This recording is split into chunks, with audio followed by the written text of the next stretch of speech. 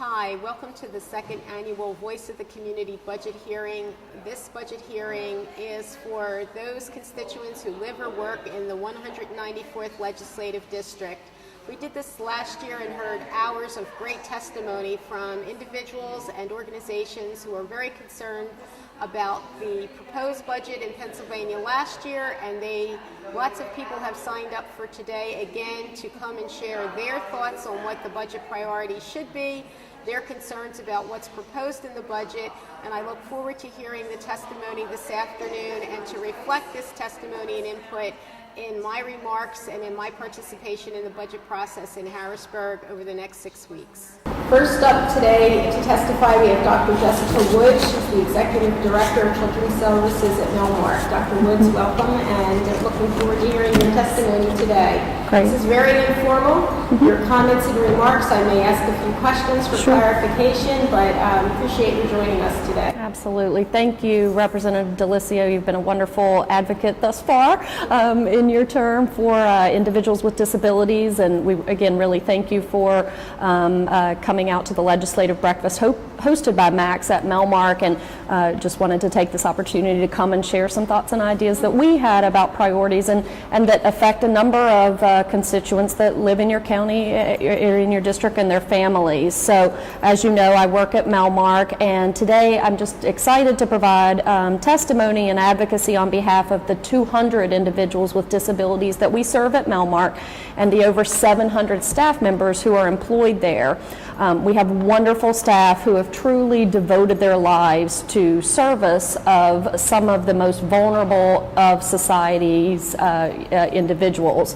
We are a private nonprofit organization, as you know, and we provide everything from educational to residential homes, vocational programs, adult day programs, and soon to be some aging programs for children and adults with autism spectrum disorders, intellectual disabilities, acquired brain injury, neurological and genetic disorders, and most of the individuals that require a care setting like ours also have significantly complicating medical or behavioral challenges in addition to that primary diagnosis. One program in particular that I think you'll be interested in, and again have some constituents attending our program, is the Adult Day Vocational Program, and love to have you out for a tour of that, but provides services to some of the most challenging adults in the Commonwealth. Truly, we serve individuals throughout Pennsylvania and who without appropriate services are likely to be in even more costly and restrictive placements that we would like to avoid, or be on the street. So they could be on the street, hospitalized, or even incarcerated for some of the types of behavior challenges and symptoms of their disorders that they display. This year, we're happy that Governor Corbett placed an increased focus on human services, and in particular, services for disabilities with on the waiting list, and that's a huge concern among the provider community. We applaud that effort. We're very excited to hear about that. But we do want to make the point that there is existingly a major gap between the commitment of the governor and the ability of providers to fulfill that vision. The reality is that rates today are even insufficient for the existing services, especially for those kind of outlier individuals that may represent the more extreme manifestations of behavioral challenges and medical challenges that are a lot of the individuals that end up in a place like Melmark, where I work.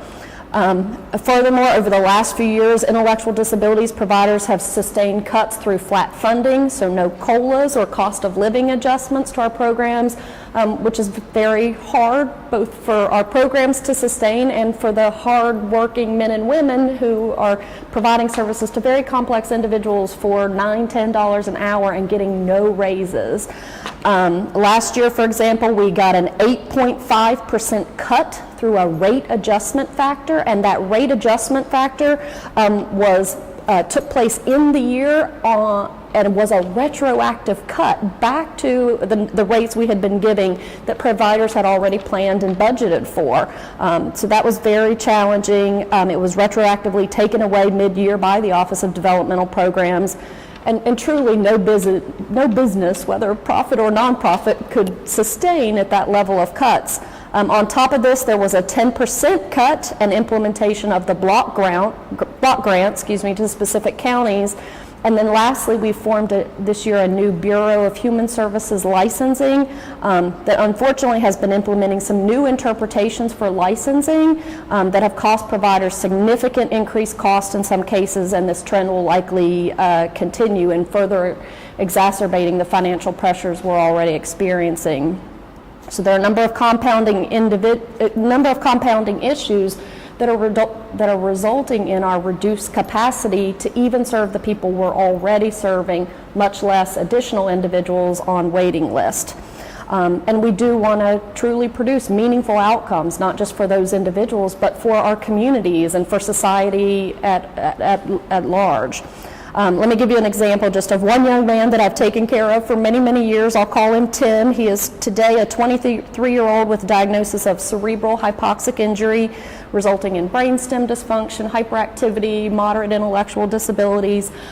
Tim, a number of years ago, really at birth, experienced a fundoplication or a blocking of his esophageal tube, so he's no longer able to take any food or water by mouth. He's fed through a G tube, and so he's an aspiration risk. Despite that, Tim has significant difficulties with impulsivity and hyperactivity. He will make attempts to drink water from the toilet, from the shower, nearly constant risk for pneumonia, aspiration, and even death. He also engages in severe impulsive behaviors, including climbing out of second-story windows, attempting to leap from roofs, throwing himself downstairs, severe aggression, especially when staff try to intervene to block that. The good news is we've been supporting him for a number of years, and he's doing quite well, but is an example of one of the kind of outliers that I'm describing. He has disrupted sleep patterns up throughout the night, and I could go on and on. The current rate that is paid for Tim's services are about $370 a day. And I understand that sounds like a lot of money, but in reality, the cost of his care for an outlier like Tim, particularly for the intensive staffing, for 24-hour care to make sure he's not up in the middle of the night, drinking water, jumping out a window, is about $500 is our cost. And because Melmark is committed to serving individuals like him, and we've been taking care of him for many years, we continue to try to sustain those differences, but the program will lose about $50,000 annually just on one case like that, and we again serve over 200 individuals. The vocational program, the adult vocational program that he attends this year, fiscal year 2013, is estimated to lose about $500,000 because of insufficient rate reimbursement for the necessary services. And that means about 20% of the cost to safely and effectively operate this program, comply with ODP and licensing regulatory requirements, is really not being adequately reimbursed. We have recently undertaken a massive restructuring, consolidation of programs, elimination of director-level positions, but without rate increases for these services, the long-term viability of any service to people like Tim is seriously in question. So we request a 2% increase, or approximately $26 million, in the budget for rates to existing services in the intellectual disability system, especially for those who are the outliers. A 2% increase was proposed by the governor for nursing homes and MCOs, managed care organizations. But we feel that services for individuals with intellectual disabilities are equally important, especially considering the past 2 years' cuts, and would be consistent with the governor's stated commitment to individuals with disabilities. Again, I'm happy to report this individual is doing well and continuing to learn and practice skills. He's volunteering in the community. He's learning to manage his behavior. He's a productive citizen, keeping himself and staff out of the hospital and out of jail. But without changes to the rate structure, we are very concerned about our long-term financial ability to provide. So we ask that you consider supporting the 2% increase for services to make sure that Melmark and the system remain strong for individuals with disabilities. And on behalf of just all of our individuals and our over 700 dedicated staff, we thank you for your work thus far. We feel that Tim is a worthwhile citizen to support, and we hope that you do as well, and just thank you for this opportunity to come and speak today. You're welcome. My pleasure. I have a couple questions. Sure. A couple. For the complicated cases, the ones that you refer to as outliers, Yes. there's no opportunity currently within the system as it were to negotiate for any type of add-on charges or expenses. So Tim is being reimbursed at the same rate as a less complicated case. Yes, ma'am. So there's none of this is need-based. Right, exactly. It's not needs-based. There's no formula for adjustment other than we can establish one rate for intensive staffing and one rate for non-intensive. But it's also such a leap from sort of one-to-one to, you're fine with one staff member for every 6 individuals. There's really not a customization and an individualization that is necessary, particularly for adults, and is part of our existing free and appropriate public education for children, but truly doesn't exist, especially for adults. Yeah. And then you mentioned aging. I think Yes. My background is actually long-term care. Yes. And it was interesting when I attended that Max Association legislative event the other week.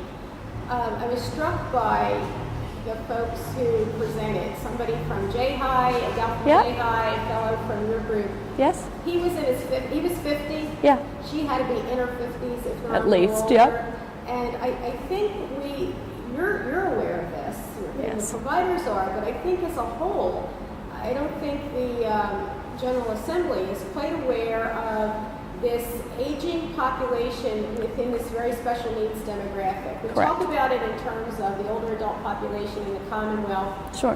Has been graying and is statistically second and fourth in the country. It has been for the 30 Right. years I've been following the data. It just means the numbers are growing because we have more people than we did 30 years ago. Correct. But I don't think we've at all spent time focusing on those who are aging in the special needs group. Absolutely.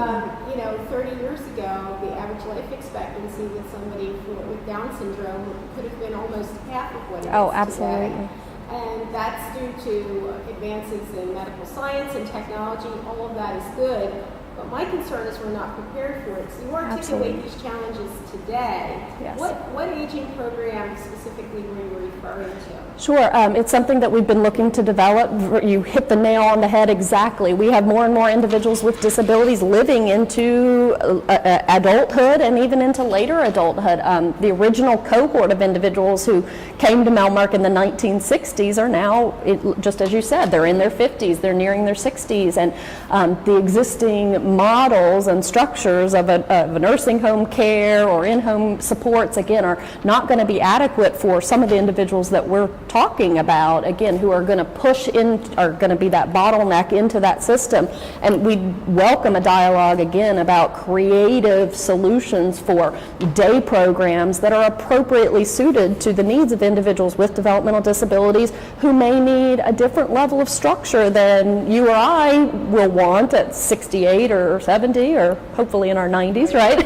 and supports that we might need at those later years. And there's truly not anything existing at this point, but within our within our day programs, within our residential programs, we really hope to provide that continuum, and we've been committed since Melmark's inception in 1966 to serving individuals across the lifespan. But again, the rates and the structures are really not there yet, and we would welcome that dialogue. It's something we've been thinking about a lot as our group of adults reaches those older years. So I know the budget is being introduced either this week or next week. It's the latest the budget has ever been introduced. I know. In at least the last 3 decades, from what I understand. So I think the process is going to be very interesting. It usually gets intense around mid-June. I think it's Right. going to get even more intense because the proposed budget is predicated upon a couple of legislative reforms, one of them being pension, that, most likely will not occur as was envisioned by the governor. So that leaves a potential $175 million hole right there to fill. And the illusion has been that it's, could come out of basic education, which is another area that's just been browbeaten. There's nothing left to take. Right. And we see that as well in the referrals that come to a special education program like ours. More and more districts making attempts to keep individuals in their school systems, and that's wonderful when we all believe in that philosophy of a less restrictive environment and less intensive supports. What's happening though is that's not always being provided in a safe and appropriate manner. We have a young man actually in Delaware, he's a Delaware County constituent, but he left our program to go to another, go back to a less restrictive environment, thought he could be managed, again engaged in a dangerous behavior of climbing up some steps, jumped off, shattered his entire leg, lost his leg, an amputation as a result of not being in an appropriately served program. So you have an individual then, for the cost of good quality care, now has thousands and I can't even imagine thousands and thousands of dollars of medical bills that still affect us as a society, and you now have a 20-year-old young man who has lost a leg and going to require even more supports now for a lifetime because the care wasn't provided appropriately up front. So that's just an example of the kind of thing you're talking about. And what are the age ranges for the 200 folks who From 5 to 85, yep. We've really got the whole range. So we have people, we currently have one man on hospice right now and still stays at our facility. And again, we do the best to care for them throughout the lifespan. And then children as young as 5 coming into our school, so. And that would be something else that historically we'd never envisioned, a special needs person on hospice. Hospice, exactly. And that's where that's changing. Well, we're anticipate perhaps an omnibus type of amendment to the budget that will reflect the priorities of a variety of the elected officials throughout at least the Democratic caucus. And I think in this case, for that very reasonable 2% increase to existing rates is pretty much reflected throughout the House. I sit on Human Services Committee. We have had a number of hearings, and hearings continue to be scheduled through June that are budget related. So this is fairly modest comparatively speaking, and yet would go and serve such a great purpose and help to kind of stop poking holes in some of that safety net that's been out there. I don't know how some of the organizations have even begun to plan, let alone execute and deal with service delivery when you've got these kinds of challenges. So certainly, I thought that was interesting. But, thus far, I envision my commitment continuing to be there and to representing those Appreciate folks. that. So thus far, it's been there, but hopefully we'll see evidence of it and continuing. And we'll do our best. And if we decide that a call to action is appropriate, you and or Chris or Dr. Donovan. We'll get a call I'd and love to. See what we can organize to see if we can keep the pressure on to get it done. That'd be great. But thank you so much. Thank you very much for your time, Representative DeLissio. Have a wonderful day. You too. Gone to St. Joseph's University the day before for a meeting and hit one of these drastic potholes, which we did, by the way, that same day. The same day he hit it at 11 o'clock, we had made the call, and to PennDOT's credit, they had somebody out there that afternoon to throw a patch in it. But, it's everyone uses City Avenue. Right. And the patches, like you said, are just that. Just the patch it's not holding, and it's, I can imagine the cost of those patches is, fix it once and fix it the right way. Right. Type of thing. All right, well, thank you so much. I appreciate Thank your you. time. Always good to see you. We missed you last night at Spring Fling. I know, I didn't get out of the office. Okay, it's very nice to meet you, and I appreciate you having me. I'm here as... State your name. Sure, my name's Kathy Weldon, and I live in Ballykinwood, and I am a teacher for the School District of Philadelphia. Thank you. I am here on account of my wonderful kiddos. It's in dire straits. I've been teaching in the district for 7 years, and I understand that past administrators have not handled their money correctly, and so they're a big issue with the state of the matter that the district is in. But I come from the perspective of a teacher teaching first grade and seeing kids that that need a secretary. Right now in our school budget, there's no secretary. In our school budget, there's no guidance counselor. And this is for the upcoming year. Right now, I currently teach 29 kids, and they're basically going to make the class size as large as they can contractually, and the kids need a smaller class size in order to learn to the best of their ability. But I mean, I take from my pocket as much as possible. I have no problem with that as long as I can afford it. I want to tell you a couple stories about some of my students so everyone can just see the state of view from where they're at. I have a student, Emily Williams. Her mom was very happy that I was attending this. She has a seizure disorder. And whenever I think about these situations, I think about what would I want to do for my own child. I don't have kids yet, but I have an adorable nephew who I was here with for the Easter egg hunt 2 years ago. And I want to we should be treating all children, regardless of what town, borough they've been brought in. They deserve a decent, better than decent public education, but I'm not going to go off on that. But this little girl has seizures.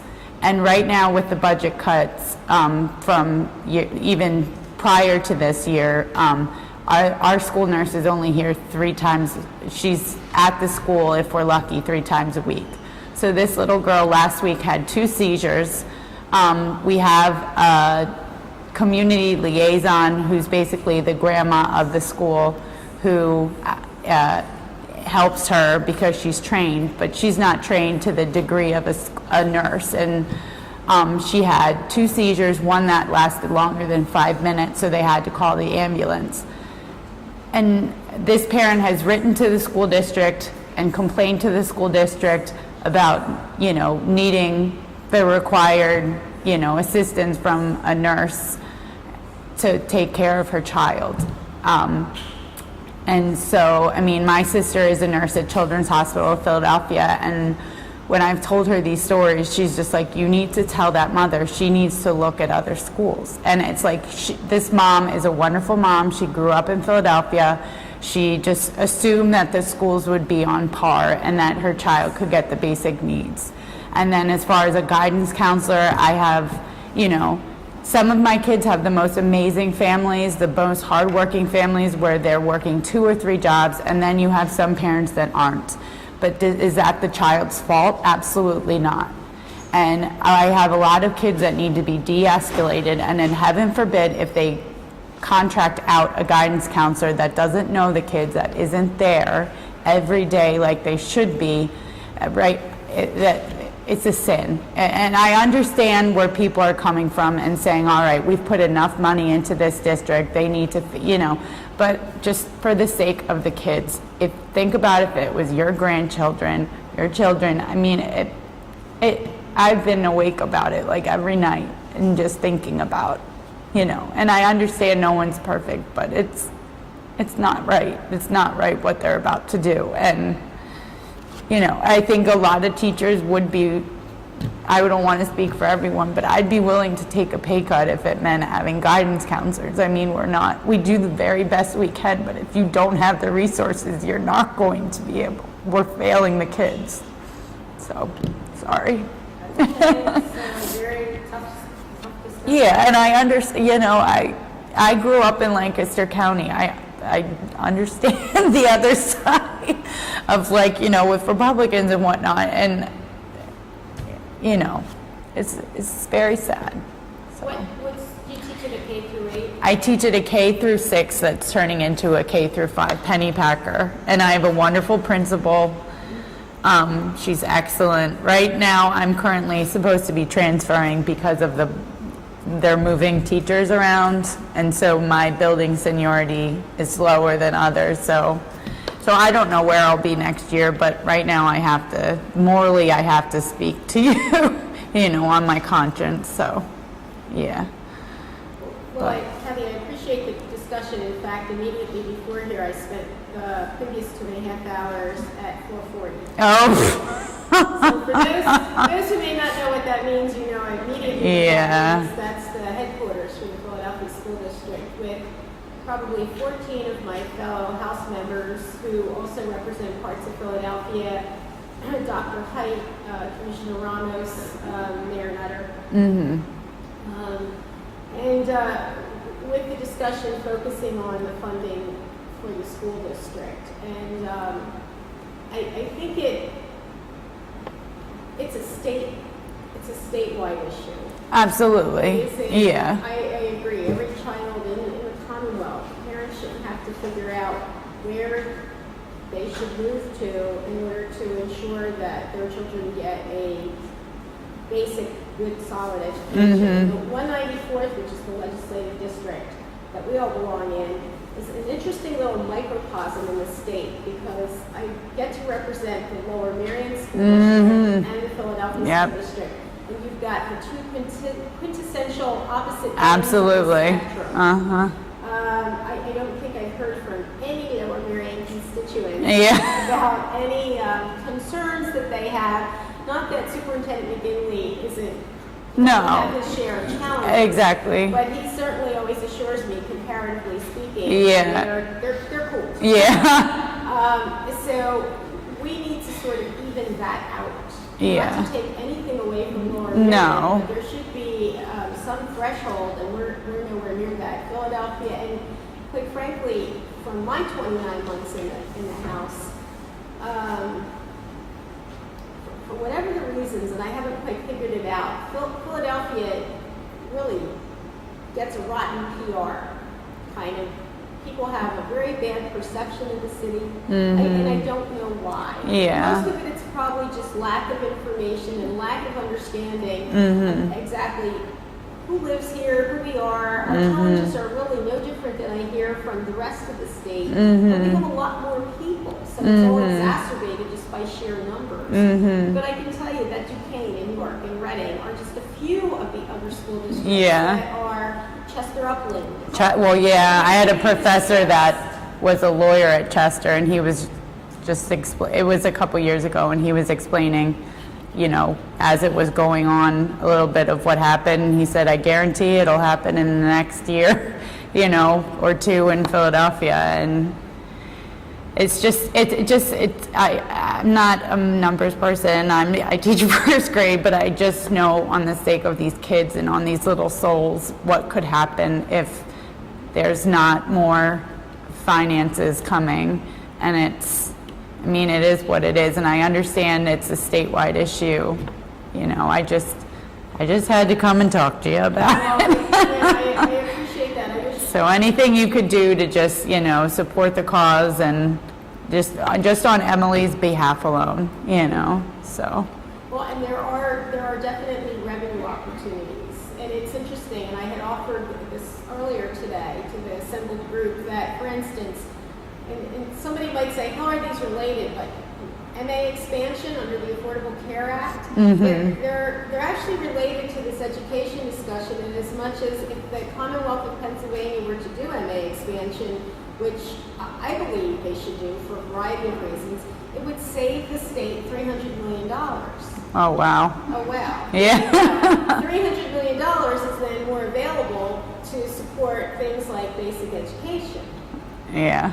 If the fine wine and spirit stores, and I don't think this privatization is going to go through at all, and that's not the subject of debate here, but if they were to just modernize it, which they can do in the interim. For instance, I had introduced an amendment. Only 25% of those stores can be open on a Sunday throughout the Commonwealth. Who knew? Only 25% of the stores can be open, and they're open, I guess, from noon till 5 or something. So if you were to allow all of those stores to have the opportunity to be open for longer hours, that alone would raise north of $10 million conservatively. Oh, wow. So there are very interesting things that are doable within the next 6 weeks, because this is the time frame we're looking at, that could help to do that. Now, I actually give the school district a lot of credit for doing a budget based on the dollars they have.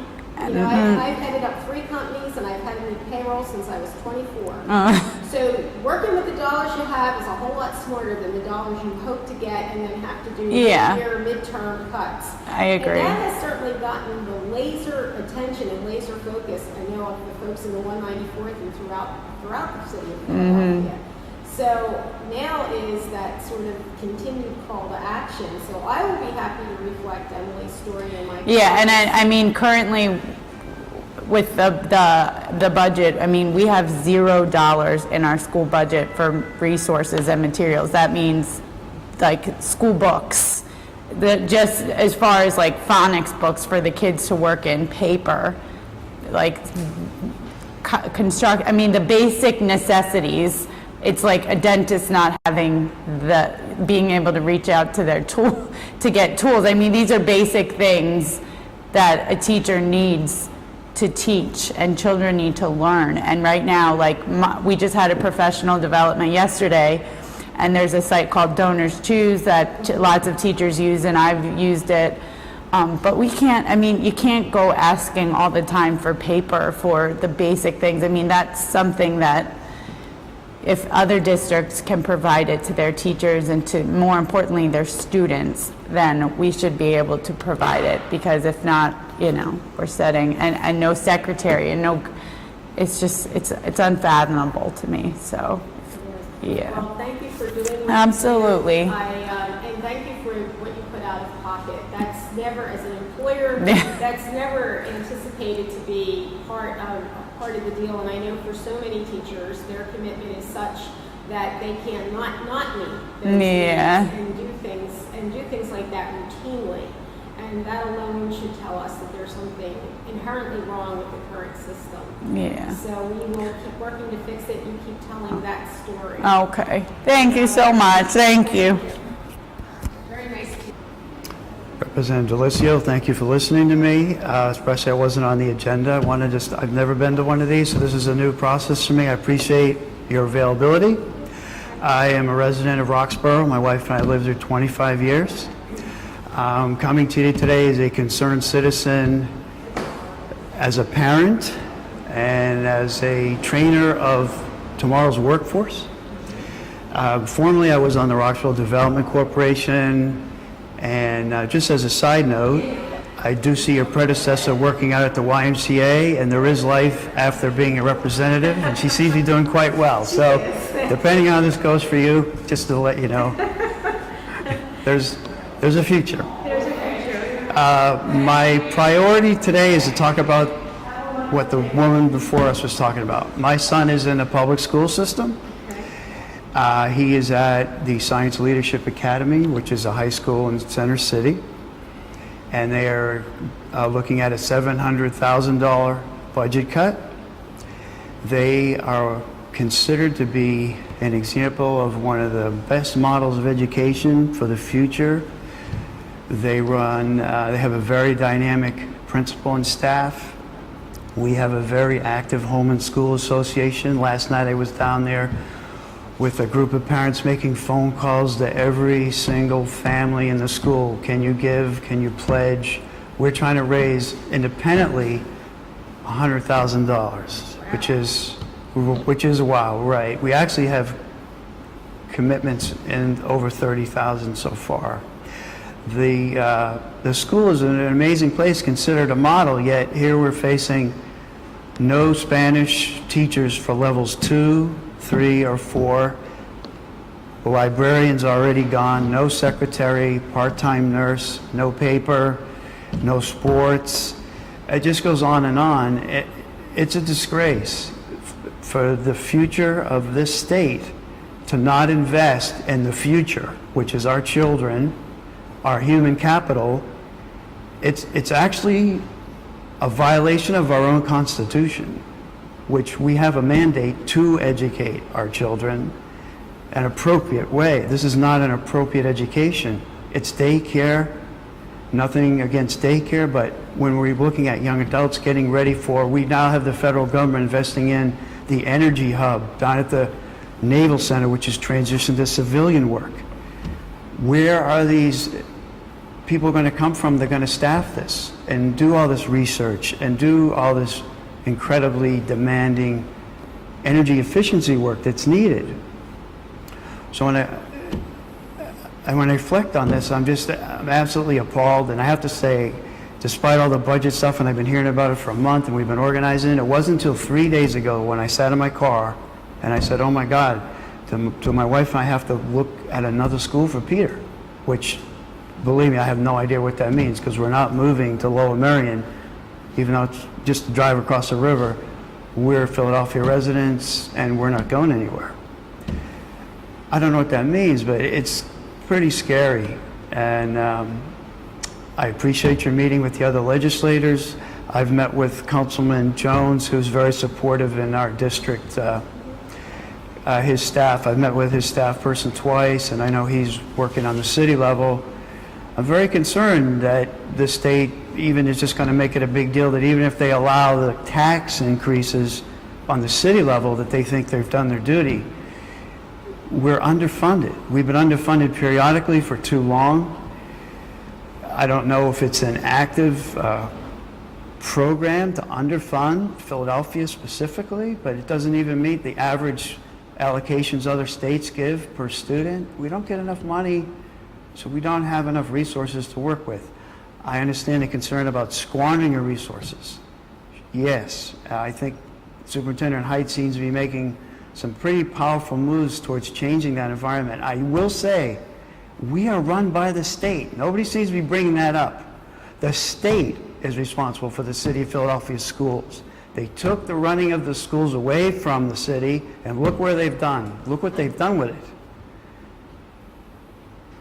I don't see anybody calling the state on this. The state is running our schools and not funding them, and it's a disgrace.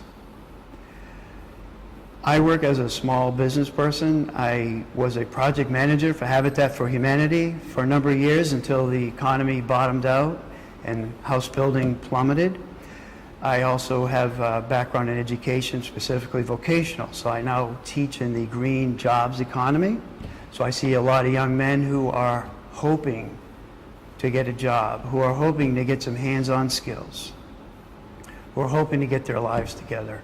I also work with high school kids who are in vocational programs in Philadelphia related to this same issue where we keep cutting everything.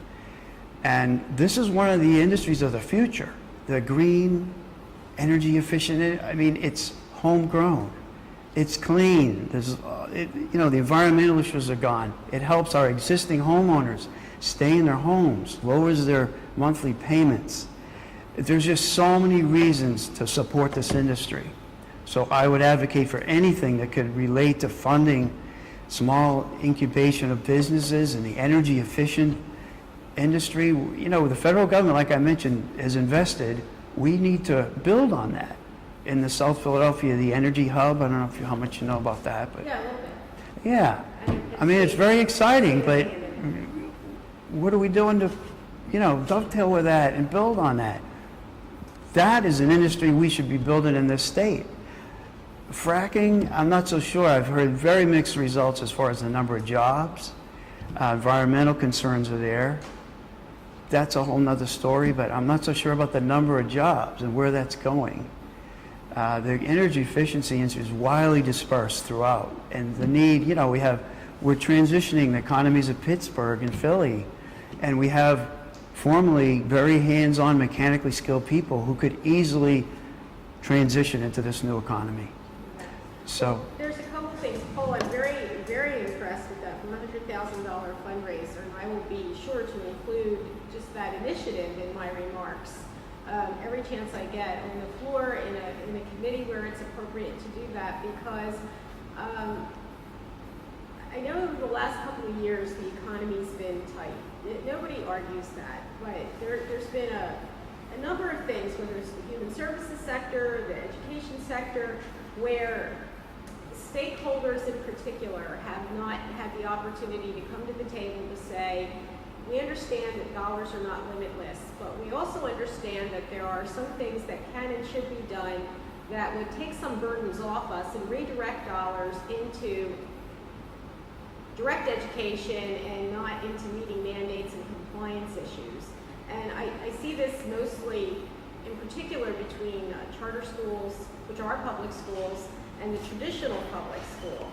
Charter schools have less mandates to meet. Their original idea was so that they were to develop innovative curriculums, to develop best practices, and then feed those back to the traditional public schools. And that actually, since 1997, there have been some innovative curriculums developed, some best practices, but none of that has translated back. It's almost like folks have forgotten that part of it. So, you know, a few years ago, I read, about 2 years ago, a statistic where in southeastern Pennsylvania, we had 22,000 job openings, but basically no workforce who had the ability to apply for those jobs because they didn't have the skill set and the training needed for it. So you're right, there is this disconnect, and a school like the Science and Leadership Academy is just absolutely perfect for sending students down that particular career path that would have them eligible for these jobs, most of which are beyond sustainable wages. They're good livings. I know myself and other colleagues have sort of pitched that this is an investment, you know, where we invest through tax credits in particular, and I think we do it a little too often to try to stimulate economic development throughout the Commonwealth, but I don't see any commensurate investment, if you will, in education, which is the work, which then trains the workforce, which allows us to be competitive as a Commonwealth. And you're correct. We're back to the mid to high 30s as the percentage of state dollars in our school district budgets. Under the last administration, it was up as high as about 44 to 45%. It should be 50%. That's the target and that's the goal. And as you can imagine, 35% is a far cry from that. And this is what we're seeing, and we see no plan to do anything differently.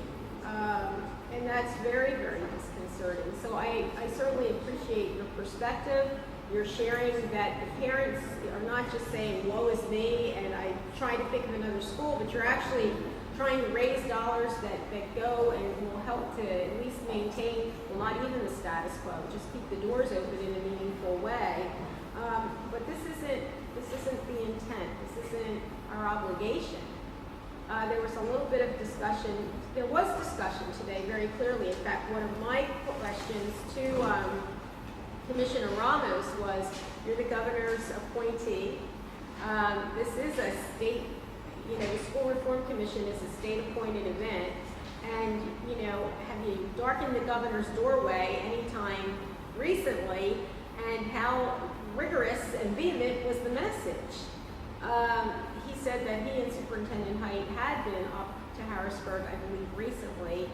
And I want to also understand further what they plan to do. And I think as orchestrated as the city, the delegation representing the Philadelphia schools, and the school district itself can be, the governor has to hear this message. Because as I explained at my town hall meetings, the reality of the situation is the majority party controls the Senate, the House, and the governor's office. They control the legislative calendar. They don't need my vote on the budget. They don't need any minority party person's vote on the budget. So we have to be particularly strategic about how we make sure these voices are heard and this issue becomes a priority, because right now it's not, and it hasn't been for the last two budget cycles. Otherwise, we wouldn't be sitting here talking about it.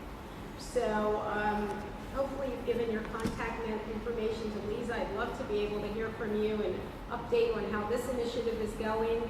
And I am a proponent of both CTE, career technical education. That's important, as well as lifelong learning. You know, we always have to adapt and retool and update our skills. So they would be good conversations to continue to have. So thank you for taking the time to be here today, and I look forward to getting updates on how that's going, and please look forward to the updates from us over the next 6 weeks, or from me, about how this budget scenario is unfolding. I appreciate you taking the time to listen to me. And, I will say, I am a registered independent. The Republican Party will have a very dark stain against it if it falls through with all this. And I hope some of the legislators are smart enough to get away from this approach the governor has, or their party, I don't think, will be in power next time. I picked the most competent people to vote for. And I'm really paying attention to this. I really appreciate what you're doing here. Thank you. Thank you. Representative DeLissio. Hang on, I wasn't ready for you. Yeah, go ahead. Okay. Good afternoon. I have rather a formal paper here, so I'll sort of paraphrase it. Okay. I speak for the Roxborough men. Can you identify yourself first? Can you I don't know. say your name? I'm Sister Teresita Hennigan, and I direct the Center for the Empowerment of Women in Roxborough. Okay?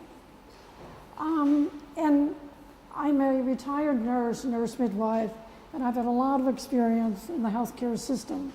And I still am very active in giving healthcare information to persons both at my center and in other areas of the city. And it's imperative that the federal option for the expanded Medicaid be included in the 2014 budget for Pennsylvania. Really, many persons in Roxborough, many will become eligible for health care, under this option in the Affordable Health Care Act. And many of these people now are uninsured.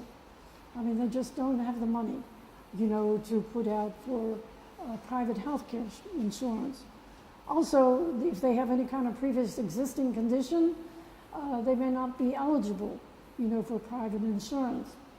Also, Pennsylvania has a insurance program which is called Pennsylvania Fair Care. Very few persons know about this, and if they're rejected for Medicaid, they are often not told about the existence of this program. So what I'm saying is our state really needs to look at the present options they have in Medicaid, for persons, and to accept this expansion from the federal government. Although Pennsylvania now covers about 2.2 million persons, then that is one of every 6 Pennsylvanians that Medicaid cares for. And this uses 75% of the Public Welfare Department budget. However, a good high percent is of this money, of the welfare budget, is used for nursing care homes. It does not cover individuals. If Pennsylvania opts for the expansion under the Affordable Health Care Act, approximately 645,000, most likely now uninsured new adult enrollees would be added to the Medicaid rolls. And an additional 75,352 children currently enrolled in CHIP, which is a federal program, would be shifted to Medicaid coverage because the eligibility level would rise. This would be a result of the change in eligibility criteria under the Affordable Care Act, as well as new categories of persons, including adults from the ages of 19 to 65, who are now excluded from the Medicaid program. I mean, they have to fit into some other category before they can get Medicaid. And also, persons who do not have private insurance and have a salary that may be just above what the current Medicaid eligibility is and have a pre-existing condition often really suffer and end up going to an emergency room and often cost a lot more, to the system, because they have not had some kind of regular care. Okay, so if these new persons, both the adults and the children from CHIP, were added to the Medicaid rolls, it would be 1 out of every 4 Pennsylvanians would be covered by Medicaid. So that's 25% of Pennsylvanians that will be covered if the new option were chosen. This makes a pretty big statement about the economic conditions of our state. that this many persons, both children and adults, are under the federal poverty level. Anyhow, based on these figures, as well as a negative interpretation of the Affordable Health Care Act's information on funding, our state governor has made the decision at this point in time that it will be too costly to choose this option. However, Governor Corbett has stated that the door is still open and a final decision has yet to be made. He has until about the second week in June, which is about 3 more weeks, to make this decision. And this hesitant and delayed decision-making also places a huge burden on persons like you, the legislators, because of the last-minute changes and adjustments that will need to be made to finish the budget by July 1. To counter the state's negative analysis of the impact of choosing the expanded Medicaid option, the results of a study produced by the RAND Corporation, titled "The Economic Impact of Medicaid Expansion on Pennsylvania," demonstrates that the state of Pennsylvania will gain a significant increase in revenue with the expansion option. This will occur because the federal government would pay a much larger share of the cost for the expansion than it does for current Medicaid enrollees, and it will cover 100% of the cost for the years 2014 to 2016, and then gradually decrease to 90% of the cost by the year 2020. There will be gradually decreases. Another plus is the collateral effects on the state's economy because of the increase in jobs that support the healthcare industry, which will generate new revenue and taxes, as well as the domino effects of increased buying power by the people. Also, if covered by Medicaid, people will not wait until they are seriously ill, that is, those without insurance, to seek care in the emergency rooms, and less hospitals will have less uncompensated care to write off. The most important thing is that persons who have been uninsured and currently not eligible for Medicaid will now have access to health care in Pennsylvania. Every person has a right to health care. That is often discussed, but I believe, and many others and many legislators also agree, that we have a right to health care, even if we don't have the money to pay for it. So in the long run, we will have a healthier Pennsylvania. So we encourage you to put pressure, on the governor to select this option of expanded Medicaid under the Health Care Reform Act, so that every Pennsylvanian has access to health care. And believe me, this will have a really good effect on the people in our area, because many people in our area are working in low-income jobs that don't give benefits, and they don't have the money even to pay the $283 that's necessary for the Pennsylvania Fair Care program. So they go uninsured until they become really, really ill, and then go to the emergency room with all that implies. So anyhow, I hope the legislators are able to convince the governor that this really is so necessary for all people. Well, I know, Sister, there's been a growing conversation in both chambers, both the Senate and the House, both sides of the aisle, but I'm not sure we're the majority yet, that this Medicaid expansion makes sense, whether it's based on the pureness of it, which is, I too think everybody deserves health care, that it's a right, not a privilege, because it would benefit our society so much. But it's also, if for some reason ideologically you can't embrace that, it's a jobs bill. And that RAND report and what the Economy League has put out recently of Pennsylvania, this is clearly an economic development bill as well. So hopefully that's more palatable. And then earlier this week, this was a whole other interesting piece.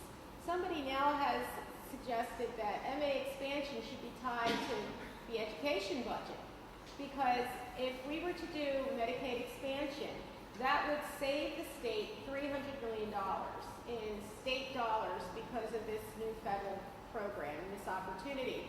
And those $300 million in savings can be redirected to something like basic education or the education budget overall. So when you think about that, last year it was flat funded, the education budget. The year before there was about a $900 increase from the previous year. And this year, there's a proposed add back of $90 million for the entire state. Now, Philadelphia by itself is asking for $120 million additional dollars from the state when the whole entire state allocation over last year is $90 million. That $300 million alone goes such a far way. It helps out a lot. So we're trying to look for, I mean, myself and some of my colleagues are trying to understand all these different perspectives of it to just get that conversation over the goal line. And I know recently the Hospital Association has chosen to be very visible and verbal about this. They have not been until the last 3 weeks. Actually, they sponsored the RAND research. Correct. And they Yes, went but they with don't it now, now yeah. because they, but before they were working this very quietly, and they realized quietly wasn't getting the job done, and they're very fearful because the uncompensated care, those uninsured folks you spoke of who end up in your emergency room, the uncompensated care they used to get reimbursed by, that's going away or being greatly reduced. So they're going to be left very squeezed. So this is a way for them to ensure that they've got a revenue stream that allows them to meet the needs of the people coming through their doors. Yes, and they also will gain by all the collateral economic things that are going to happen. Also with the more staff available, they'll be able to hire more because some hospitals have cut back drastically on the staff that they have. And with this Healthcare Act and the expanded Medicare, because so many of the patients are covered, not Medicare, Medicaid, so many of the patients are covered by Medicaid, and they don't have the staff to take care of them, whereas this would bring in new money. Right. And it would really help the situation all around. And none of these bills can be looked at in isolation, and especially healthcare bills, because they touch on so many aspects of our economy. And education, too. And education too. Well, sister, I really do appreciate this. This is great to bring up, and we will keep that pressure on. And you encourage those other folks. I know you know how to advocate and to call the governor's office. This is where it's at. And if he sends the signal to the Senate and the House that he's willing to sign this bill, that legislation will move. Thank you. So thank you. It's good to see you too. Good afternoon, State Representative Pamela A. DeLissio, community leaders, and community members. My name is Avery Mitchell. I'm a junior at Central High School, and I'm a tennis player as well at Legacy Youth Tennis Education and a part of the Goodstein junior leaders there as well. The budget deficit is affecting the lives of Philadelphia school students and parents dramatically.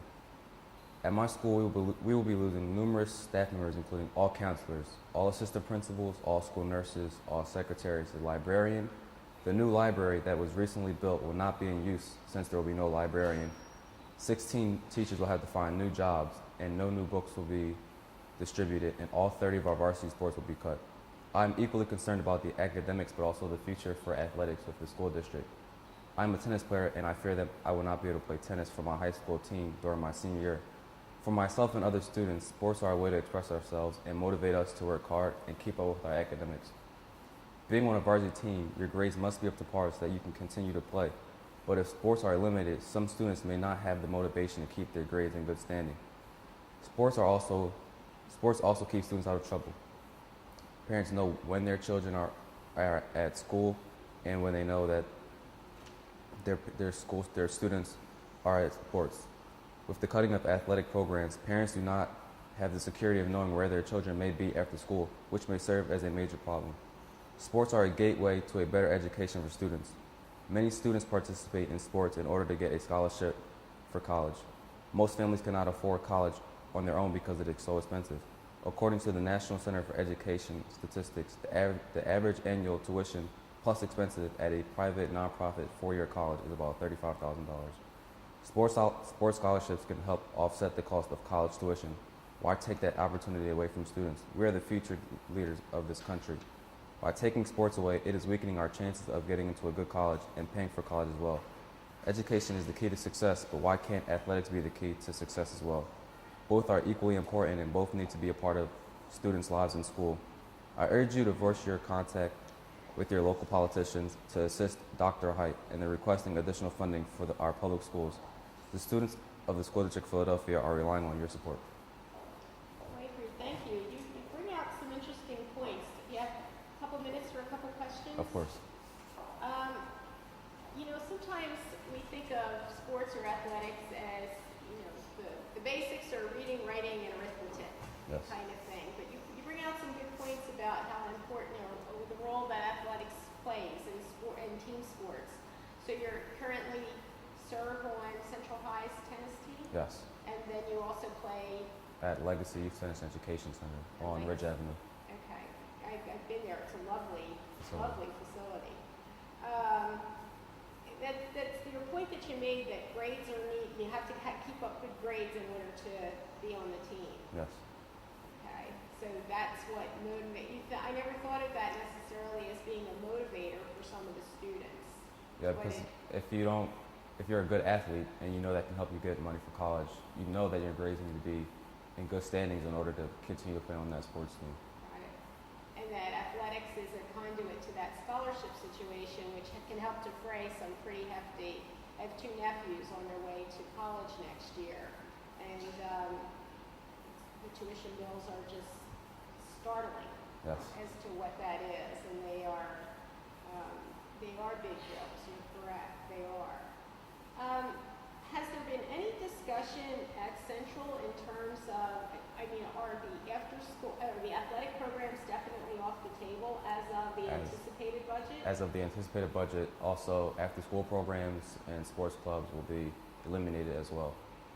Has there been any discussion about charging students an additional fee to have those programs run if there isn't any? No, the additional fee that for students is to pay for AP exams, which are normally covered, but if you want your scores after you take your AP test, you have to pay for those, which are normally free for students.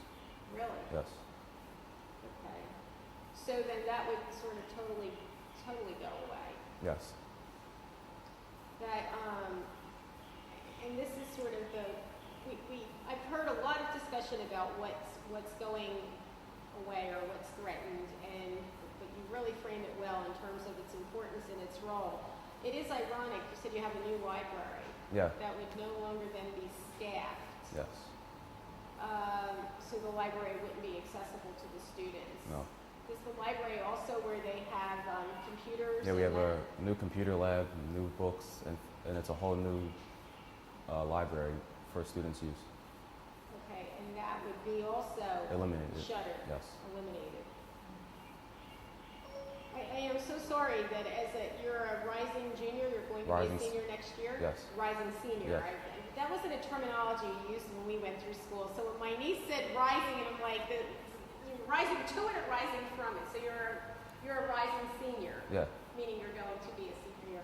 I'm so sorry you have to deal with this in your senior year when you should be focusing on what happens after high school, really trying to leverage that fourth year as opposed to, and thank you for coming up to share your thoughts about this, here to testify, to hope to have those most basic functions just kept, well, not most basic, and these other important functions kept in place. Do your fellow students anticipate any type of sort of call to action? I'm just curious as it pertains to, I know there's been a variety of home and school associations, which I kind of think of as being the parent types being involved in it, but at the high school level, particularly as a rising senior, have you and your fellow students discussed any type of call to action over the next 5 to 6 weeks to try to impact the state budget that will be debated in Yes. mid-June? Last Friday there was a rally down at City Hall just to show that our voice, show that we want all these programs to be in school, that we care about our education, and that it is a necessity for schools, and that we care about it deeply, and that we need it in our schools. Are there, and I do remember hearing about that and getting notice for that. Is there any other additional plans and again, I think knowing how the legislature is both structured and how it works, it would be the majority leader in the Senate, the majority leader in the House, and the governor as those three persons who could send a signal that they are willing to discuss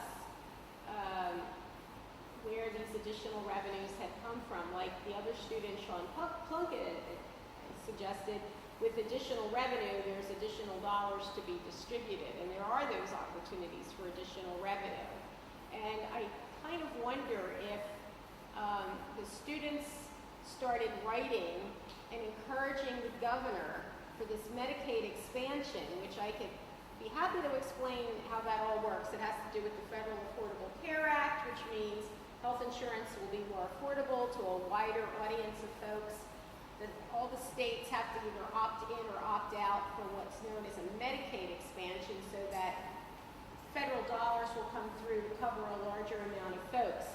And I think it would be interesting if the governor started hearing from students about advocating for Medicaid expansion, because not only did Sister talk about all the good things that could come from that, but I know for a fact that having Medicaid expansion would free up $300 million in the Commonwealth of Pennsylvania, then that can be redirected into the education line item in the state budget.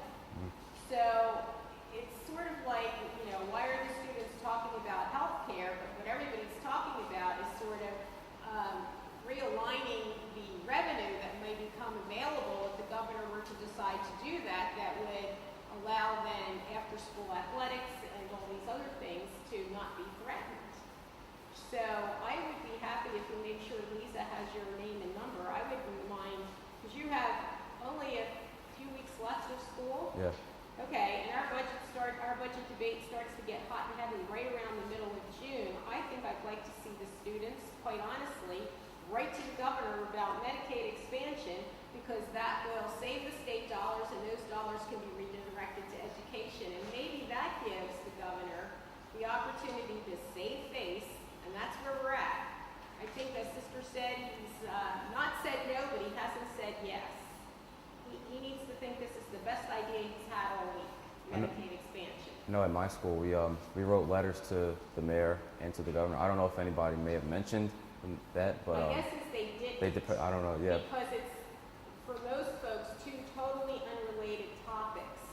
I'm suggesting that they're related because the one saves so much state money, and that savings then can be redirected to education, if that kind of makes sense to you. Yeah, it does. So if you'll make sure Lisa has all of your contact information, I wouldn't mind seeing Central High's rising seniors writing about Medicaid expansion, and this is what can be done with the savings. And see if we can't get other schools to do that as well, because that's not what they're expecting to see or hear from you. Okay. Sounds great. Okay. Well, Avery, thank you again for Thank you. testifying. Appreciate it. I admire our younger constituents being so involved. It's a great sign of the future. Thank you. Okay, my name is John A. Dawson. I'm a constituent that lives at 17 Cornell Road here in Bala-Cynwyd. I'm retired now, but I was working as a transportation planner before for the Delaware Valley Regional Planning Commission. And my concern is with the transportation portion of the budget. I'm not sure where we stand at this point, but I'm pleased to see that both Governor Corbett and Senator Rafferty recognize that we have to put additional money into transportation on all the modes, because we have an aging infrastructure and it's not being sustained. It's not being maintained in a state of good repair. I don't have a prepared statement today. I just wanted to make some comments here. In particular, I wanted to ensure that both Septa and Amtrak receive the necessary state funds to maintain their operations in the state.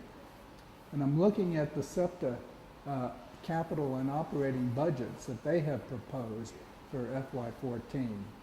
And on the capital side, they're asking for $116.5 million as the state share, matching money for the federal funds that are available for capital improvements. On the operating side, they're requesting $594.6 million. This adds up to a rather whopping $1.1 billion in total. I'm not sure where we stand right now in the funding for Septa. I think that, and I can double check this, John, I think the proposed transportation allotment under the governor's proposal for transportation for mass transit throughout the state was 40 million. For what? I think the proposed dollars to mass transit throughout the state by the governor's budget was 40 million. 40 million? Yes. Okay, That's a far cry from, that's additional funding though for what was already there, isn't it? Because that's in his transportation proposal.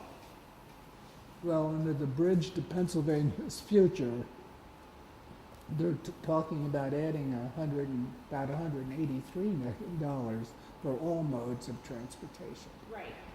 I'm sorry, additional funding for all modes is about $1.7 billion. 100 million is for transit funding. Transit funding, okay. But that's not the total that the state supplies. Okay. I mean, Septa itself, as the Right. biggest transit agency in the state, would gobble that up very Correct. quickly. Correct. Okay.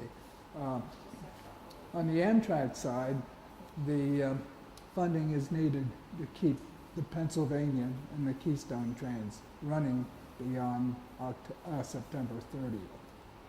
Because the Passenger Rail Investment and Improvement Act of 2008, federal bill, requires the state to pick up the, provide financial support for all Amtrak routes of less than 750 miles, with the exception of the Northeast Corridor from Boston to Washington. And that means that the state is going to be asked to pay $3.8 million to run the Pennsylvania to Pittsburgh, and $6.5 million for the Keystone service to Harrisburg. So that's a total of $10.3 million. That's a rather small number compared to what Septa needs. But, Correct. And yeah. I don't have the answer to your question yet as to whether any of that requires legislative approval. I know there was a hearing either this week or scheduled for next week for that Harrisburg to Pittsburgh section of the route. There was a hearing scheduled coming up. okay. And I still have your question to answer you as to whether or not any of that requires legislative approval, because that was your question from our town hall. Yes, it was, about whether, what the legislature has to do to ensure that the funding is in place. And by overall standards, it's a pretty small amount. Correct. But As you heard, the needs are great and the dollars aren't limitless, so there are choices being made every day. I know. And that is an important piece of the line, because that's the only piece that goes out that way. Right. The Keystone trains carry about 6.5 times the number of passengers that are carried on the Pennsylvanian. But the Keystone runs 13 round trips daily on weekdays and 6 on weekends, whereas the Pennsylvania is only 1 round trip a day. So it has 11 times more service, carries 6.5 times more passengers. So the Pennsylvanian is doing all right. Right. Yeah. Okay, I just wanted to, I I hope, yeah, and I hope we can get ahead of the issue and not wait till, what is it, June 30th deadline when everything rushes through. Well, that time was going to tell to see how that all unfolds. The transportation proposal by Senator Rafferty that you mentioned is the more aggressive of the two proposals, and one that I think, as a result of the town halls, I think all of the constituents, nobody seemed to be against a more aggressive proposal for transportation because it included mass transit, it included highways and bridges, it included the docks and the airports and Right. trails. It was truly multimodal.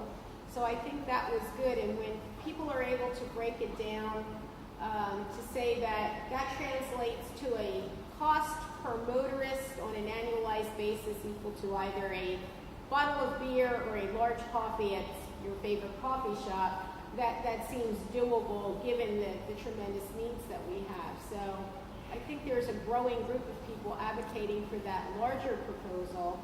And we heard earlier today from the City Avenue Special Services District Executive Director saying project after project, particularly either on City Avenue or immediately adjacent to City Avenue, has been deferred because of lack of funding. And these deferrals are creating traffic jams. We have inappropriate intersections and pedestrian crossings that aren't safe, etc. So these dollars need to happen. So it's very interesting that your background as a transportation planner, and will be a great resource to me in terms of,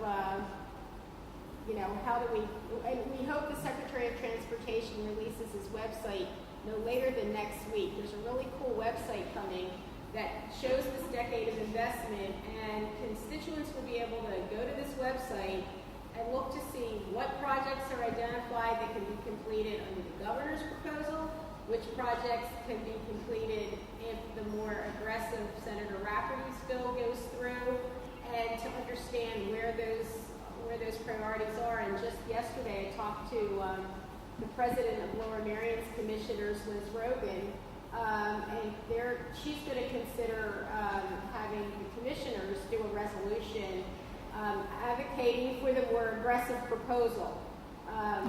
So we just sent her literally all that information this morning for her to review and look at. So you may want to weigh in with your local commissioner to say that I've been meeting with them about transportation funding. You may want to weigh in with your commissioner directly to say, this is where your 2 cents are as well. This way, if we can get a resolution out of them, I figure it can't hurt. Yeah. Well, maintaining the infrastructure for all our modes is important because it's an investment in the future to keep the economy going. And if you stay on top of the issue, your operating costs are often lower and so forth. And there's less repairs and deferred maintenance. Just earlier this week, there was an article in the Philadelphia Inquirer about leaks in Septa's passageways and things, and how they simply haven't have the funds really to find and correct all the problems there. Yeah, but the funds that they've had to identify for the settlements as a result of the lawsuits could have been more proactively spent in terms of the repairs needed. That's the point, yes. That is indeed Yeah. the point. Well, John, thank you for coming today. I appreciate that. And Hi, Pam. hey, Gavin. I'm Gavin Kerp, CEO of the Inglis Foundation. And I'm here representing nearly 1,000 consumers who live with significant physical disabilities in the Philadelphia region, particularly those who live at Inglis House and in our apartments here in the district, as well as 682 employees and their families. And our challenges, as you know, are many. And so as I think about, the budget challenge that you face in sorting out, I'm sort of daunted by the task. But it's very, very important as we think about three constituencies as you sort that out. The first is the people who we serve, who are really remarkable people who are just like you or me, but either because of bad luck or bad genes wind up being significantly disabled. I did a number of roundtable meetings with consumers this week to prepare for this session, and heard a real sense of urgency in their voices, particularly the people living in the community where they feel enormously vulnerable. Typically one of our consumers, because disability equals poverty in America so often, every way they look for their support, they feel at risk. So typically a person that we work with lives on Social Security, which is $720 a month, or $8,640 a month, which doesn't go very far, particularly with food prices up, so significantly. Housing, as you know, is a huge shortage. There was just a study released by HUD that showed that the typical Social Security income represented 15.1% of the income of average Americans, and required 129% of their total income to rent a one-bedroom apartment in the Philadelphia region, and 109% for efficiency. So without housing, they're at enormous risk. And so our part of our mission is housing. We're concerned because the funding for PHFA and for all housing programs federally and at state are at risk. And with 256 people or about a 4.5-year wait list, housing is so desperately needed. On the healthcare front, they also feel at risk. They know that the discussions around Medicaid and Medicare are only looking to find cheaper ways to provide services, and they are amongst the most complex, have the most complex healthcare needs, and are among the most expensive for us to care for as a society. Typically, a person with a physical disability who needs help with 2 or more activities of daily living will use the healthcare system 8 times as much as you and I. So things like co-pays for people on Medicaid, restrictions of services have an immediate and dramatic impact on their health. Oftentimes, one of the reasons they're such high users, as you know, is that they defer health care because they can't afford to get into the system. I wrote a letter which I copied you on yesterday and copied the governor on to Representative, I can never say his name, DiGirolamo, expressing our support for the Medicaid expansion, as you heard from a number of people. It's critically important to people who are living with disabilities, who want to earn more but can't afford to because of the Medicaid limits, to their families, many of whom are part-time, either caregivers who are paid through the Money Follows the Person program, but only are paid a very small amount, or who have left their jobs in order to be caregivers and are just working part-time jobs in order to make ends meet. They desperately need to be able to get health care and often are uninsured because they make more than the Medicaid limit, but not enough to be able to afford insurance. And when you're working multiple part-time jobs, there's no access to insurance. They also look and see the food stamp program at risk at the federal level. And as you know, SNAP is under debate this week.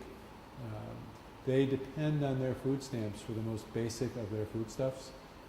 This is really at the most fundamental level of survival. And there are a number of people who live in our apartments who we worry about getting enough nutrition because their resources are so deeply stretched. So cuts to any income support or to the food stamp program have a huge immediate impact on their well-being. And then finally, the gentleman before us was talking about Septa. And the Septa Connect system is so important to people who are physically disabled and using a wheelchair because it's the only way they can get around, to get to doctor's appointments, to get to the activities that matter in their lives. They are absolutely counting on the Septa Connect program on their Trail Pass. And as one of the people said, I can't afford the $4 that it costs me to take a bus. And so both in terms of funding for the paratransit system and funding for the Trail Pass program for people who are low income is incredibly important. And so if I'm someone living with a disability who isn't able because of my disability to work full-time or even part-time, I feel like my life is at risk everywhere I turn, whether it's the federal government, or the state government, or the city government, all of whom I depend on for my well-being. Those programs are all being discussed for cuts, and so they are left really at the edge. An example of how at the edge of the survival that they live, when they did the $5 reduction was that a year ago in reimbursement, that $5 had an impact on a number of our consumers living in the apartments because that $5 was the difference between them getting internet access or not getting internet access. And they ordered their food to be delivered from Acme because they can't get there physically. Acme used to take phone delivery, but now don't. They only will take internet orders. So there were several people who were ordering their food through the internet who could no longer continue to pay the Comcast bill and therefore were at risk. And so we were helping them order their food because we knew they had no other way of doing it. So the margin between survival and struggle, well, they really struggle every day, but the margin between survival and not surviving is so incredibly fine. And I think it's so hard for you as legislators to be able to be sensitive to the level of vulnerability that so many people who are living with disabilities face, as well as people living in poverty. And so often the face of welfare is the perceived, drug-using single mom hype or image that is created. But the real face of poverty are people like the people we serve. And we are really concerned about their continuation. Similarly, we worry about the people at Ingalls House. As you know, we've had our revenue cut by 18.5% over the last several years. We will lose for all of Inglis $9.3 million this year. And we're fortunate in that the people who came before us raised money and the people who currently support us. So we're subsidizing the state to the tune of $9.3 million. We can't do that forever. And so we really, in the governor's proposed budget, there's a 2% rate increase. We're not counting on it. Given the pressures, it would make a big step in the right direction. But we also are facing incredible cost pressures. We received our rate increase from Aetna for our health plan. It went up 34%, so we're out scrambling around trying to create a new health plan so that we can not absorb $750,000 in incremental costs. All of our costs are rising. We're trying to keep our employees at a living wage, as you know, and it's getting tougher and tougher. So as we think about the constituencies that we serve, our employees are as important and nearly as vulnerable as the people we serve. And so the support of the state to the work we do to help us start to reduce those losses in the coming years becomes incredibly important if we're going to continue the mission, continue to serve people with disabilities, and continue to employ really fantastic people who do very, very difficult jobs. So I don't envy your challenge. As I think about it, you have three different directions that are pulling at you. One direction is you have so many constituents who have so many needs, whether it's people with disabilities or people who need transportation or kids who need schools and education and sports programs. So many needs. At the same time, you have the pool of taxpayers who are saying we can't afford to pay anymore. And then finally you have the pool of the future. And if we don't make the choices today we need to make, both to get our budgets in line, but also to make sure we're funding the things that make a good society, then we will leave a future that's bankrupt for our children. And part of that society is making hard choices that benefit those who are most vulnerable, and that for the people like us who can afford it, we chip in and do our piece.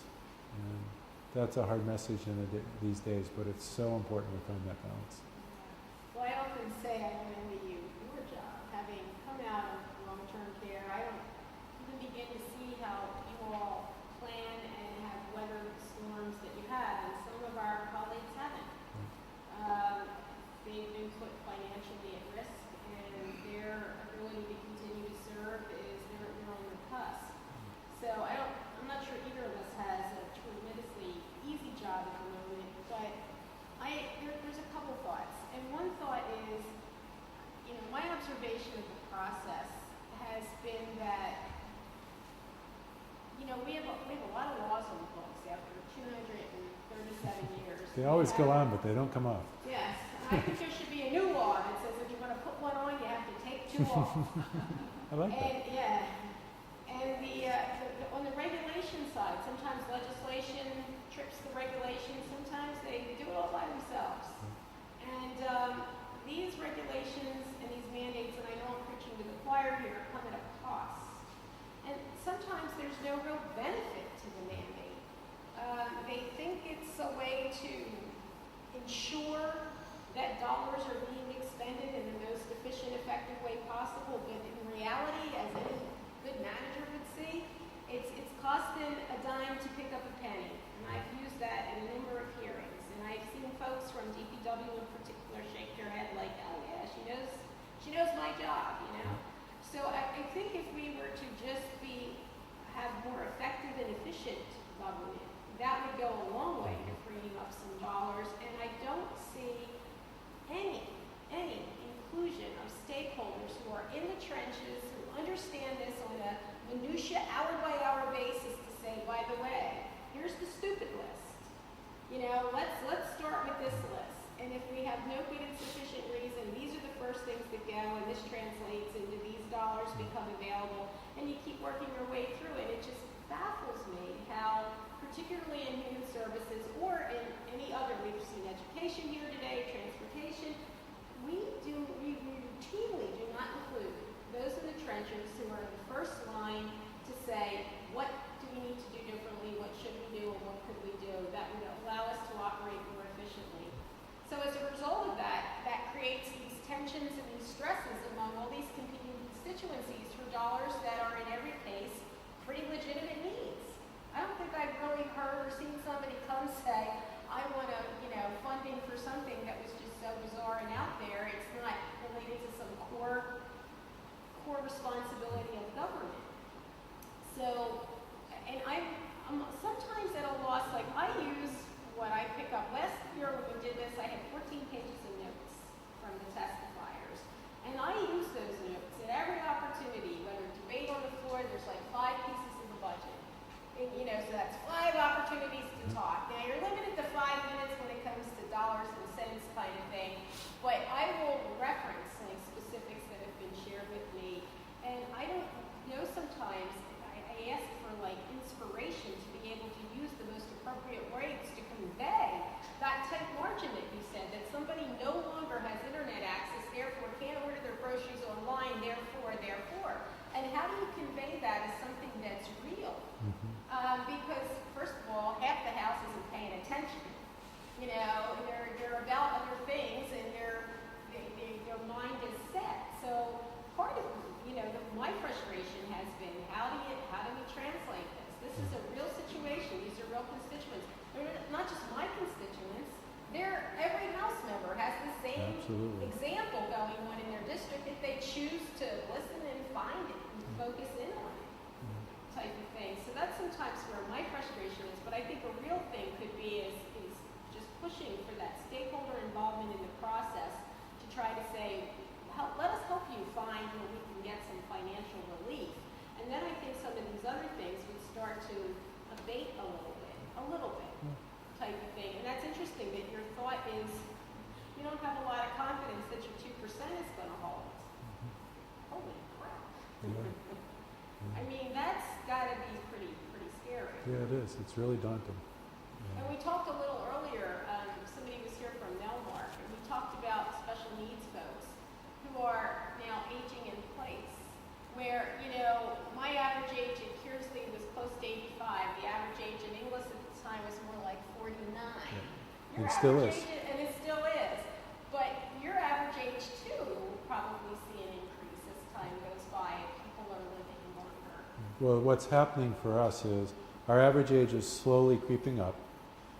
The average age in the community in our apartments is rapidly increasing. Right. And the number of people living much, much longer with disabilities is growing at an incredible rate. But also at the other end, the number of people who are surviving, who wouldn't have survived accidents and gunshots and other things is also increasing. So the net effect is the number of people with quadriplegia grew 8% in the last 10 years. And the aging of that population is really accelerating, as you said. And so you said quadriplegics expanded 8%. Yeah. Well, that's why I'm always, when folks talk about violence, whether it's gun violence or other violence as a public health issue, if that's really a valid is. point. It really because of is. the amount of dollars that need to be focused on those issues. And these are, even 30 years ago, we didn't have the same abilities we have today. And it comes at a cost.